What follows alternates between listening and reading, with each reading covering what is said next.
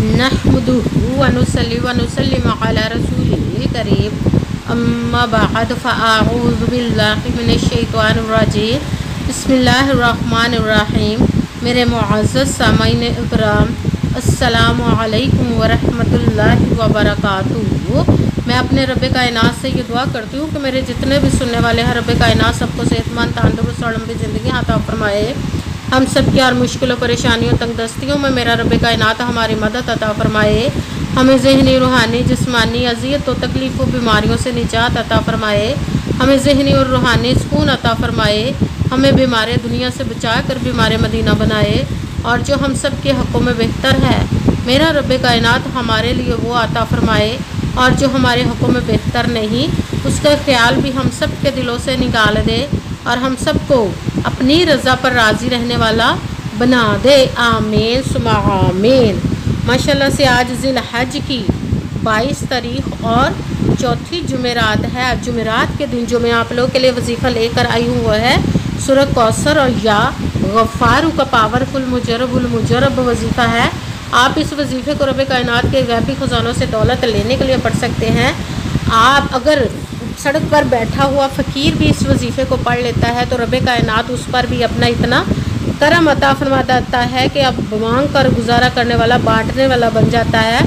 आप इस वजीफ़े को रब्बे कायनात की ज़ात पाक पर पुख्ता यकीन के साथ पढ़िएगा तो रब्बे कायनात इंशाअल्लाह उल अज़ीज़ आपको इतनी दौलत अता फरमाएगा कि आपको समझ नहीं लगेगी कि कैसे और कहाँ से दौलत आ रही है।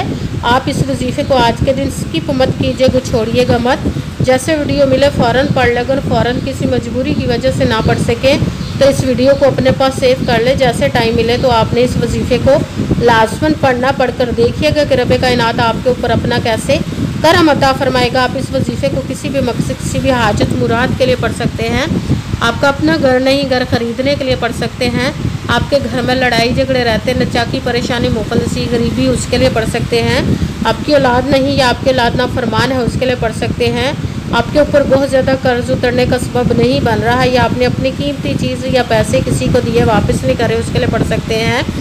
आपके ऊपर बहुत ज़्यादा, आपके पास अच्छी जॉब नहीं, जॉब लेने के लिए पढ़ सकते हैं। आपका अच्छा भला कारोबार चलता हुआ अचानक से बंद हो गया उसके लिए पढ़ सकते हैं।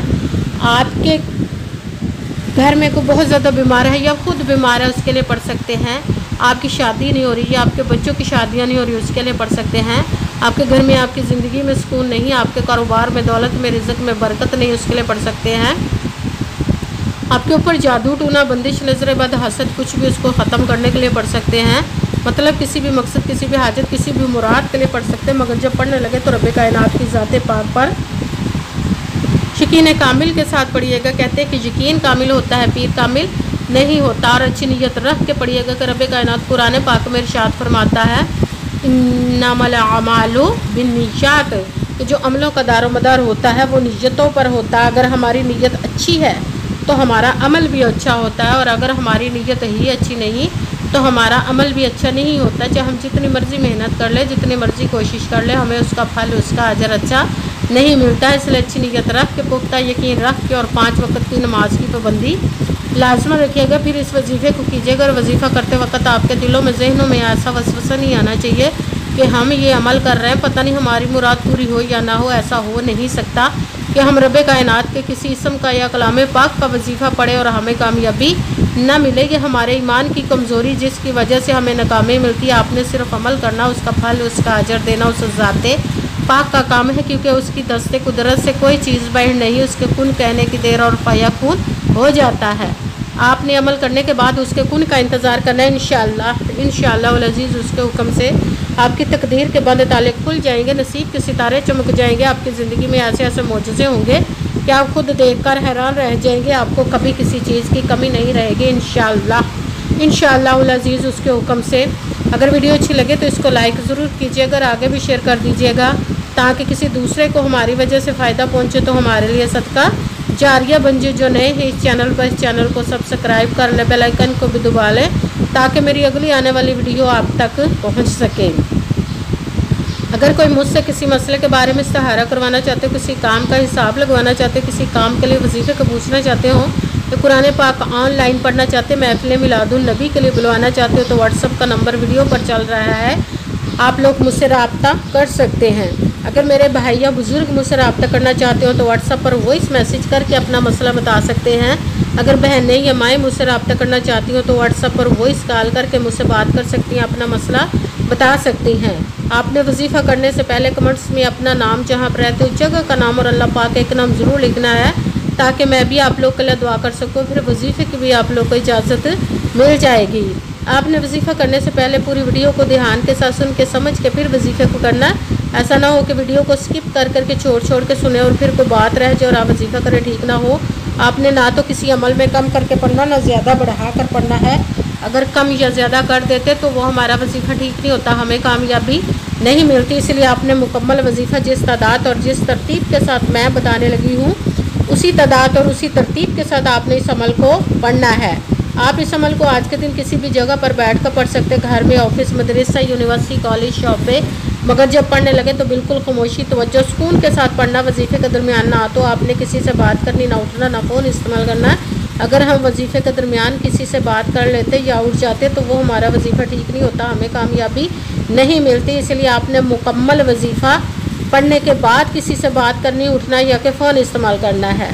آپ اس عمل کو آج کے دن کسی بھی وقت پڑھ سکتے، کسی بھی نماز کے ساتھ پڑھ سکتے، نماز کے علاوہ بھی پڑھ سکتے ہیں۔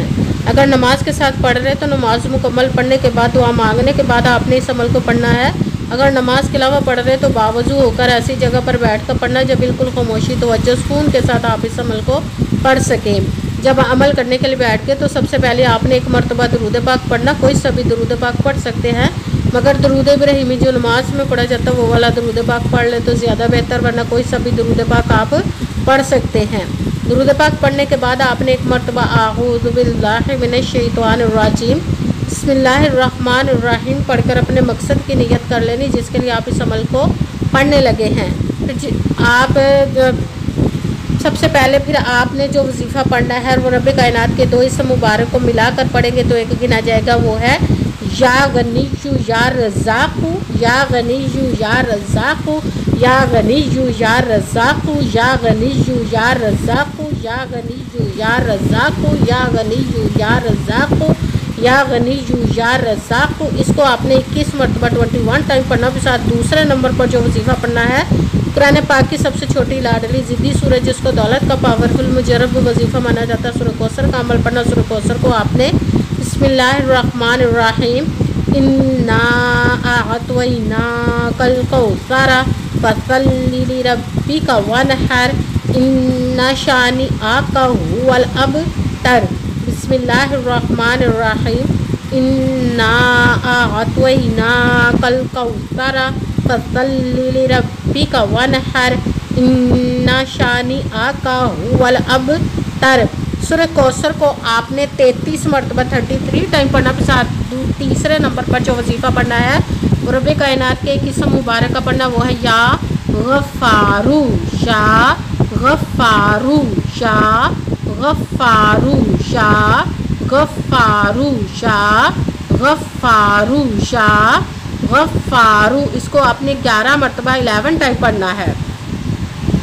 سب سے پہلے ایک مرتبہ درود پاک پڑھا، پھر ایک مرتبہ اعوذ باللہ من الشیطان الرجیم بسم اللہ الرحمن الرحیم پڑھ کر اپنے مقصد کی نیت کر لینی جس کے لیے آپ اس عمل کو پڑھنے لگے۔ پھر پہلے نمبر پر جو آپ نے وظیفہ پڑھنا وہ رب کائنات کے دو اسم مبارک کو ملا کر پڑھیں گے تو ایک گنا جائے گا، وہ ہے یا غنیّ یا رزاق۔ اس کو آپ نے 21 مرتبہ 21 ٹائم پڑھنا۔ پھر ساتھ دوسرے نمبر پر جو وظیفہ پڑھنا قرآن پاک کی سورۃ کوثر کا پڑھنا۔ سورۃ کوثر کو آپ نے بسم اللہ الرحمن الرحیم انا اعطیناک الکوثر فصل لربک وانحر ان شانئک هو الابتر۔ سورۃ کوثر کو آپ نے 33 مرتبہ 33 ٹائم پڑھنا۔ پھر ساتھ تیسرے نمبر پر جو وظیفہ پڑھنا ہے وہ رب کائنات کے ایک اسم مبارک کا پڑھنا، وہ ہے یا غفارو۔ اس کو آپ نے 11 مرتبہ 11 ٹائم پڑھنا۔ پھر وہی درود پاک پڑھنا جو درود پاک آپ نے وظیفہ شروع کرنے سے پہلے پڑھا تھا۔ جب درود پاک پڑھ لیا اب آپ کا وظیفہ مکمل ہو گیا، اب آپ نے دونوں ہاتھوں کو رب کائنات کی بارگاہ اقدس میں بلند کر لینا۔ سب سے پہلے اپنے گناہوں کی بخشش کی دعا مانگنی، پھر جس مقصد جیسا حاجت کے لیے آپ نے اس عمل کو کیا اس کی خوب دعا کیجیے گا اور دعاؤں میں مجھے بھی یاد رکھیے گا، میرے لیے بھی دعا کیجیے گا۔ جزاک اللہ خیرہ۔ جس مقصد جیسا حاجت کے لیے آپ نے اس عمل کو کیا رب کائنات اپنے حکم سے اپنے پیارے محبوب کے صدقہ سے، اپنے کلام پاک اور اس میں مبارک کے صدقے آپ کی تمام نیک اور جائز حاجات کو قبول و منظور عطا فرمائے انشاءاللہ العزیز اپنے حکم سے، آمین ثم آمین۔ السلام علیکم ورحمۃ اللہ وبرکاتہ۔